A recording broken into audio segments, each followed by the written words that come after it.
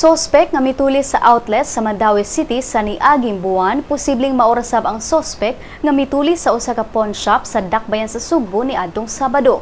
Kanumdumang ni adtong Sabado, tulo ka mga lalaki ang nitulis sa My Gold Jewelry Shop nga nahimutang sa Colon Street, Dakbayan sa Sugbo. Gikumpiska pa sa mga suspek ang armas sa security guard nga si Rodeto Jimenez ug mitulis ug mikuha sa mga alahas sa jewelry shop. Lakip sa nakuha ang di mo minus 7,000 pesos nga kwarta. Human sa pagpanulis, mibiya ang mga sospek sakay sa duha ka mga motorsiklo. Si David Senior, ang hepe sa Theft and Robbery Section sa Cebu City Police Office, nibutyag nga kagahapon nagkonsolidar siya og mga CCTV footage sa mga establishmento duol sa gikawatang My Gold Jewelry Shop. Matud niya nga ang lalaki nga nakita sa footage murag maorarsab ang lalaki nga nitulis sa bingo outlet sa Mandaue.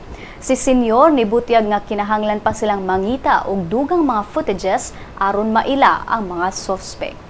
Ning pagbalita, pabiling gawas nun ang mga suspetsado.